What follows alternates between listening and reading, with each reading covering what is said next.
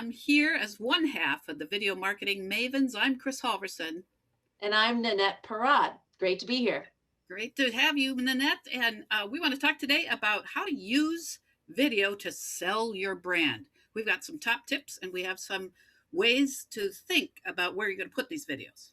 That's right. And it's all about, when you talk about selling your brand, we are talking about selling without selling, right, Christine? Show, don't sell. How's that? I love that. Show, don't sell. Write that one down, everybody. Everybody write that down. Make sure you stay tuned to the end because we have our Maven top tips. And how many do we have, Christine?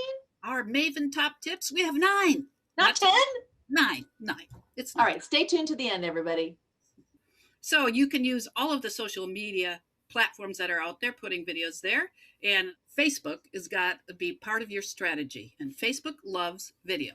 So consider whatever video you're going to produce to be put on Facebook. Facebook will present it higher up in the newsfeed, meaning it's more likely to get seen, to get noticed. And that's why you need to consider a Facebook video strategy. Do you suggest, Christine, that folks use subtitles on their videos on Facebook? Yes, because it's so easy to do, number one. And secondly, a lot of people prefer to watch the video but read the words. And maybe that's because they're in bed watching a video next to their husband, which is my trick, and they don't want to disturb people. But people like to see the captions, the subtitles running under a Facebook video. And then how can they put subtitles on their video? How does somebody do that? Facebook can do it for you. It's a little bit clunky. It can be hard to get it to understand you if you don't enunciate well, but it can be done relatively automatically, and it's pretty awesome. And then what if I wanted to run a Facebook ad to sell my product? Could I use a video, and how long should it be? Yep. A Facebook video ad is known to perform very well. It should be short. Facebook won't put up with much length in an ad. Keep it under 30 seconds, I would say. But a video commercial posted as a Facebook advertisement is guaranteed to give you lots of eyeballs on whatever it is you're demonstrating. And then my last question about Facebook and video and all that stuff is, how come when I go live on Facebook sometimes, to demo a product or something, how come no one ever tunes in? I mean, it's so disheartening. Disheartening. And we've seen that change, haven't we, over the years when we've been teaching about Facebook Live.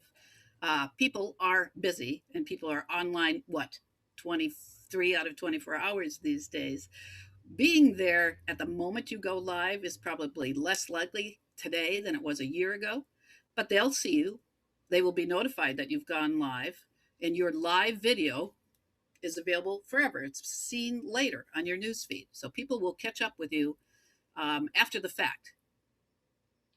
And Christine, there's also what we always tell our live students in person is when they go live or when they make their video, even if it's a longer video, they don't just throw it away, right? What should they do with it? You don't throw it away. You've got this great content you've created. Repurpose. It gets saved to your device. You can chop it up smaller. You can edit it. You can rearrange it and should. So use that time, use your time wisely, use it efficiently, and use that live broadcast for future videos. Sounds good. Shall we tell them a bit about Instagram? I can kick that off if you want. I wish you would. The difference between Instagram and a Facebook video is demographics. And so that's when we want to look at our insights and find out which members of our audience and our fans are on Facebook and which members of our audience and our fans are on Instagram. That's going to dictate the tone difference between an ad that you will run on Facebook and an ad that you will run on Instagram. You are going to speak your tone differently. That doesn't make any sense, but have a different tone for different demographics of your audience. So when I know I'm talking to Instagram folks and selling without selling about a particular product that I'm presenting or a service that I'm presenting, then I take care to dress in a certain style, speak in a certain way, and have a certain type of energy that is different from what I use on Facebook. And when you get onto Instagram, you have several different layers of how you can sell without selling a product or a service. Of course, you have the feed, which is what everybody scrolls on to get new followers and new viewers. You can present your product and yourself and your branding onto the feed, but you present it in such a way that you know that if a new person is scrolling along, that will captivate them in a certain way.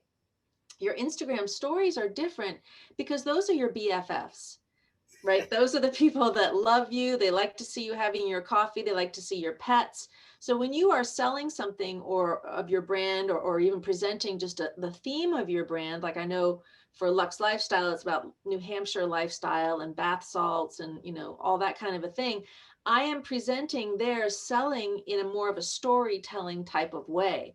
So my BFFs are following along, and I will every once in a while insert a picture or me holding up a particular bath salt.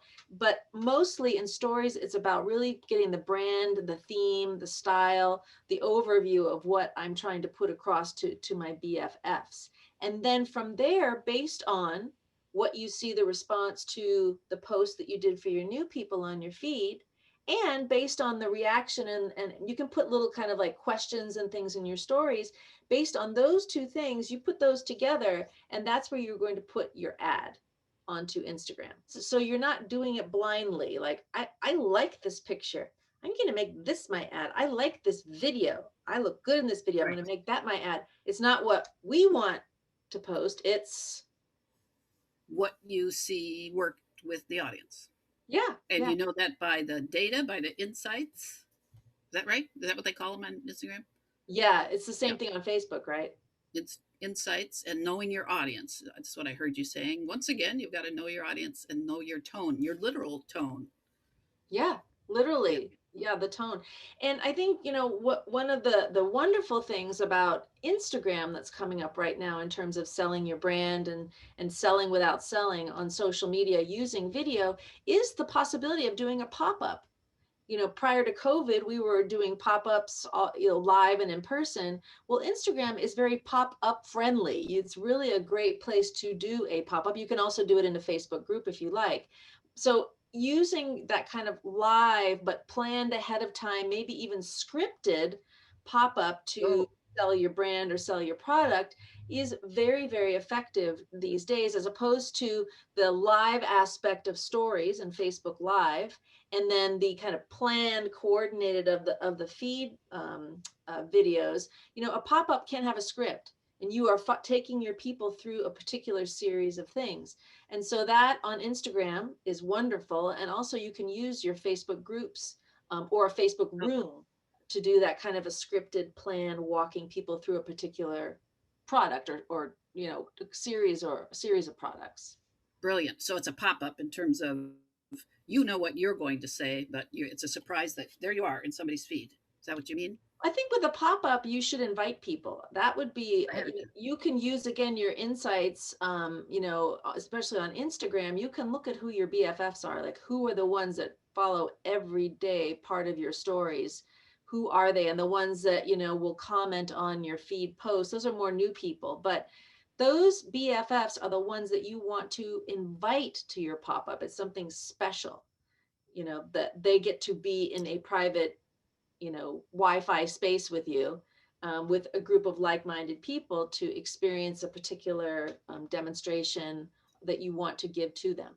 I get it. Okay, I see what you're saying. Is it just as easy to do that as to turn a Facebook Live on, for example? I mean, is it technologically pretty easy? It's technologically easy. Yes, it does require a bit more planning because you do have to have a script. You do have to have Yep. your everything what you're taking people through in a really good, clear order. And you do have to think consciously about who it is you're inviting. So it's not, Facebook Live, you are kind of checking what's around you, making sure your, laundry isn't piled behind you, right? But it's more kind of, let's talk, here we are, I've got a little something I want to tell you, boom, and I'm out. Whereas pop-up, you're going to spend 45 minutes to an hour with folks in a Well, specific focus. Yeah. that sounds like great strategy for video marketing of your brand. So It, people go to YouTube now to search for things, just like they do going to Google to search for something. They'll go to YouTube and search for how do I do my makeup, And that's why you've got to be there and have a channel there showing your product so that it's discoverable. YouTube is second only to Google in a place where people search for things. So if you've got videos that sell your brand on YouTube, you're going to be seen if you've got a great marketing strategy there. And it's just as easy as shooting a video and uploading it to YouTube. It is that easy. And it's also a wonderful place to dive deeper into longer length videos. Don't you agree? Yeah, you've built up some street cred maybe over on Instagram and Facebook, and now you've got credibility and the authority to go longer on YouTube, and people will stick with you longer because they've gotten to know you. They'll stick with longer tutorial type videos there, I think. So Christine, this is something that comes up all the time when we're live and in person with folks. They will take their YouTube video, their demo, and then they'll put it onto Facebook. They'll put a link onto Facebook. Is that something they should do? No. So every YouTube video has got its own unique web address, its own URL. You can easily grab it, cut and paste it, and throw it over on the Facebook as a post. Don't do that. Do not do that. Facebook hates YouTube and YouTube hates Facebook. In other words, they're in a competition, and Facebook has figured out how to crush your YouTube videos if you post the link to them on Facebook. Instead, do it natively. I think I've got the right term. Natively up to Facebook, natively up to YouTube. Do not let the two cross over. You can take the same video that you've created, if it lives on your device or on your phone, post them directly into those sites, but don't use the link. I've done that where I've taken an organic video that I filmed, and then I've, again, knowing the two different tones of the two social medias, I'll splice them in a certain way. So I'll send some to Facebook and then I'll send some to Instagram, and then I'll save like the big chunk of it and then put that onto YouTube. So it's like a big long thing. And then you just kind of go, you direct everything. Brilliant. I mean, that's a great strategy. You put the pieces in those other sites and the long form over on YouTube. And I think on YouTube, in terms of branding, one of the things that we discovered on our Video Marketing Mavens page, if you scroll back into our older, the opening thumbnails. Yes. When we first started, it was basically a picture. Yep. And then we used a certain program, right, Christine, to make the thumbnails. We made the thumbnails on Canva. They weren't bad, but they weren't great. Now you'll see they have a consistent look to them, a consistent feel to the brand of the Video Marketing Mavens. That's what you all should strive for. Right. And that's on YouTube. You can do that. You really invest in that opening thumbnail. So that, because that's what folks see when they scroll onto your page, they'll see everything laid out. So when everyone goes onto our video, well, you're on our Video Marketing Mavens page, but you can scroll down and see how we've progressed through the years. So on YouTube, take a conscious awareness moment of what is your thumbnail, also to keep everything so it's very much branded as much as you can, and you will get better, right, as you go along. Absolutely. Branding in terms of your color, in terms of your look, maybe what you wear each time, or the piece of jewelry you wear, something like that. But think branding when you're posting a series of YouTube videos, and that's what you should do. We were talking about a certain someone, we won't say her name, who is a video marketing queen. We're the Mavens, she's the queen. David. And, Yeah. and we were looking at several thumbnail pictures of her, and what was the common, she's got a couple common things that she does in every thumbnail picture of just her. What, can you remember one, Christine? Just her. Well, if we're thinking of the same person, she's always got her blouse from the midpoint up, which is showing on camera, is a very interesting blouse. It's got cutouts and strange angles and bright colors. A good strategy. And so if you came across her, you'd recognize her in an instant because of that consistent look. And she's also got serious earrings going on, if I remember correctly. Those are, to me, that's the exact same thing I was going to say. So it's a visual, yeah, exactly. We're always all about the earrings. So it's a visual aspect too, in terms of your branding on your video. And as you follow other people, and even Christine and I, in our own way, we have our own approach of what each person looks like on the videos. So we actually do think about that and do plan it. So that's something that you're going to think about in terms of your video branding, how you physically are presenting yourself in a thumbnail and in the video itself. Yeah, on YouTube, on your YouTube channel. Should we jump to emails? Email using video in your email is awesome. And here's one stat I'm going to give you, and then I'm done with stats. They say if the subject line of your email marketing, the subject line of any specific email you send out uses the word video or watch this video or look at this video about da da da, it's going to be opened much more likely than if it didn't say that. So get that word video in your subject line. And these days, the technology makes it really easy to present videos in emails. I'm old enough and been at this long enough to remember when you could not send videos in emails, or if you did, it was extremely convoluted and it got trapped on the other end most often. But it's really easy on most email marketing programs. Do you use one like that, Annette? I do. I do use in my email program. What I do in every email that I do, I put a video in there. And it's for me right now, it's a link to my YouTube. That's what it is, what I have going on right now. And when I look at the insights on each email that I send out, the video gets the most clicks. Yep, that's what it's all about. Yeah, and I try to divide my email into 3 sections, and I try to, put the video at the end to let people kind of filter so they get through everything. And that by far, whether it's, me just telling them how to demo a particular product, if it's me showing them a little excerpt of, one of our classes, one of our downloadable class that we have, or if it's, just simple things like that. It can be that simple, it can be that short, and folks will just click on that on your email, and that will take them to your YouTube, and then they'll see the longer content. Yeah, it's a brilliant strategy. I've tried to do it. Sometimes I forget, but I try to include a video in each email that I send out. I use 3 different email marketing programs, and there are dozens out there, so I'm pretty certain that whichever one you use is going to be able to let you do this. Usually I do it with a link from my YouTube. And it's now, like, remember back in the Stone Age, like you said, we couldn't do it, and now it is de rigueur. Everyone, which is French for you gotta do it. And people click on it. So, they do. Yeah. They do. Shall we go give them our Maven top tips? Top tips from the video marketing mavens. Over to you, Nanette. Okay, so our top tips when you're doing video branding, selling your stuff, selling without selling on video is show, don't tell. That's number 1. Number 2 from me is when you are video branding, selling without selling, make sure they get a clear understanding of why they need it. Number 3, when you're doing your video branding, selling without selling, is why you are the expert. Oh, I love that.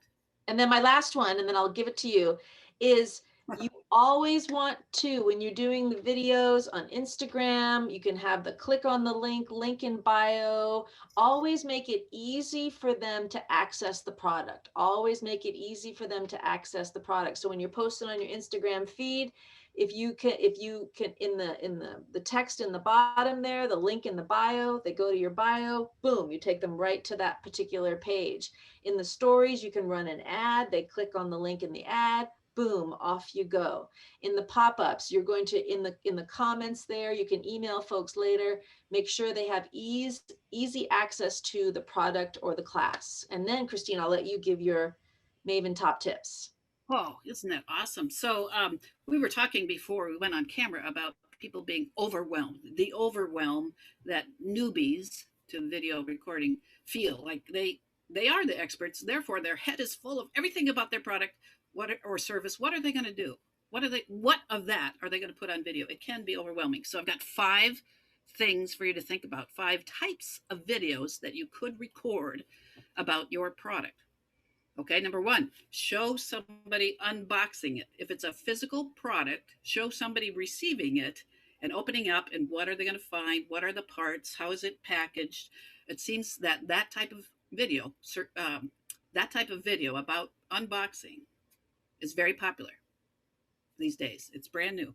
Anyway, and secondly, how to, and that's kind of a no-brainer, but show me how to put that stuff on my face, or how am I going to use that thing I just bought from you, the handheld blender that I intend to purchase at any moment. Show me how to use it and all the parts. Thirdly, show it being used by somebody who knows what they're doing. Show somebody doing it. You'll see that with makeup and that type of thing on Facebook, people showing how it's applied. So think about showing somebody using it. A fourth type of video to think about is different applications. If your product or service can be used in a different way than the norm, explain that, show it in the video. What can be different? And finally, how is that product going to solve your customer who just bought it? How is it going to solve their problems? And perhaps there's even further than that, you can show them a different way to solve a problem than they might have thought of. So that's 5 ways to categorize how you think about what you're going to shoot when you finally get to shooting your videos. Christine, this has been, I think, one of our most energetic Zoom videos. Everyone, thank you so much for tuning in. I'm Nanette Perrott, and she is... I'm Chris Halverson, and we are... the Video Marketing Mavens. Bye, everybody.